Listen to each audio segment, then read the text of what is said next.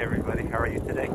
So it's been a while since I've been making a video on my bicycle, to be honest, but it's usually from cycling I do because I'm so busy being a full-on daddy, which I love, and I love being a father, and I think being a conscious parent and as conscious and healed as possible is so important, so deeply important for our children and our next generation, raising healthy kids and a healthy whole and awakening, you know, empowered, powerful, empowered, and yeah, all these beautiful qualities.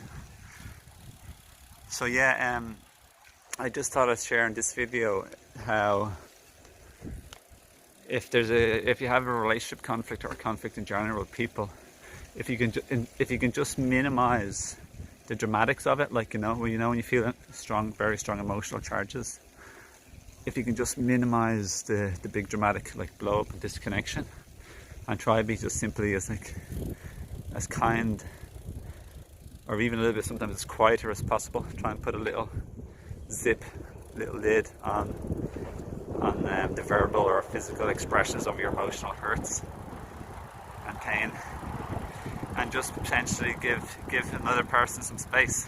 So minimize the dramatic damaging or destructive impact. Yeah, and just try and be a little bit as quieter, as kind as possible. We can really make a huge difference in creating less hurt and reconnecting as faster and smoother as possible. So people need a little bit of time to decompress and de-stress. So going for a walk or taking some personal space has helped me and my partner as well, And I just thought I'd share with you what's worked pretty good for us. Okay, so I hope that helps, and lots of love to you. And I wish you a beautiful day, and stay connected and in touch. And I'll have a little ending on this video, which hope you like, and hope to hear from you if you need any help in various little things like coaching or relationships or herbs, my herb store, or they can really help, or just especially the whole spiritual things, my passion. And I'll talk to you soon. Thanks for watching. Bye bye. Have a lovely day. Here we are.